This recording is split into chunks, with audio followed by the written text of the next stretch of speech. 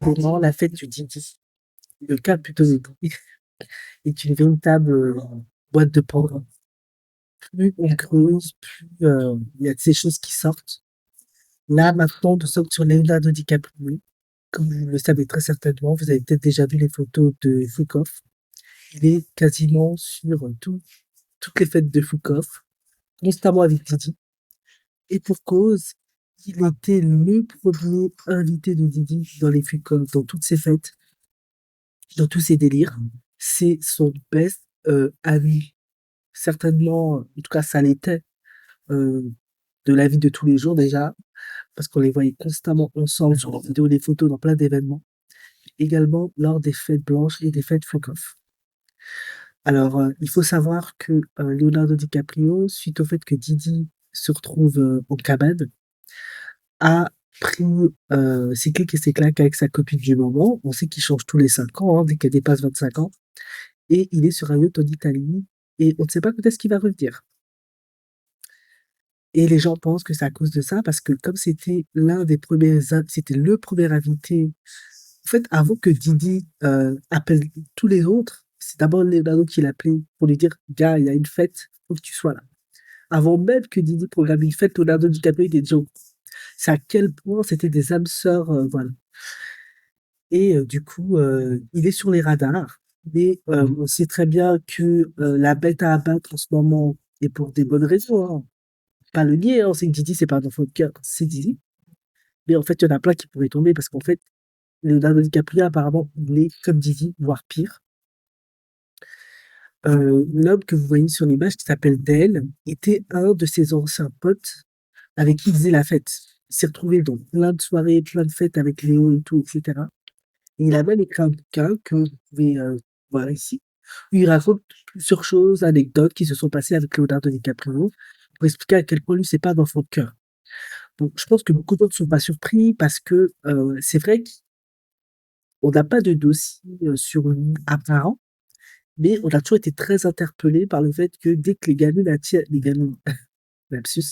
les jeunes femmes atteignent 25 ans, ou 22, hein, je sais plus, ils les dégagent. Il y a vraiment un schéma très récurrent qui revient chez nous. Ben, ça a peut-être une bonne raison, parce que peut-être en cachette, il fait des trucs chelous, mais publiquement, il reste quand même dans la stricte légalité des choses. On sait que la majorité, en tout cas établie, hein, psychologiquement, etc., c'est à 25 ans. Bon, maintenant, on sait que c'est repoussé à 30, hein, mais c'est 25 ans. Donc, dès qu'elles atteignent la majorité, il est légal. Mais il n'hésite pas à avoir des copines de 19. Donc, la limite est extrêmement fine, hein. Et lui, il raconte une anecdote comme quoi, il y a des années, en 1995, je crois, ou 98, je sais plus, il était à une fête avec Léo. Je crois que c'était dans son appartement à lui, à Dale. Je suis plus trop sûr. Et lui, il s'est endormi. Et à un moment donné, il se réveille et il découvre Léo ainsi que d'autres acteurs autour d'une actrice qui est connue, qui est célèbre. Il n'a pas dit son nom. Elle est en tenue d'Ève et ils sont tous autour d'elle, en train de lui faire des trucs chelous, en train de l'humilier, etc., etc. Lui, il se réveille, il est un peu surpris, il est un peu choqué. Et du coup, bah, il interpelle Léo, quoi. Il lui dit, mais tu fais quoi? Tu fais quoi? Et puis Léo, il voit un peu le poisson qui met, non, on est dans un délire, etc. Sauf que lui, en fait, il explique, je trouve qu'il a mis dans son bouquin. Il explique que c'était bizarre parce que j'avais l'impression que c'est comme si, en fait, de ce que j'ai compris, hein, c'est comme si, en fait, Léo, il faisait ça dans un but très précis. C'était pas juste un délire comme ça, allez, en tête, spontané. Non. C'est comme si en fait c'était délibéré, c'était voulu, c'était conscient pour un but très précis. Est-ce que ça fait partie de leur rite satanique tout un toit? Je sais pas. Ce qui est sûr, c'est que bah, les années sont passées, une vidéo a été faite de cette humiliation-là avec cette actrice, qui a été filmée. Alors je sais pas si c'est par lui ou si c'est par Léo. Ça, j'ai pas très bien compris. En tout cas, soit lui, soit Léo ont filmé cette vidéo.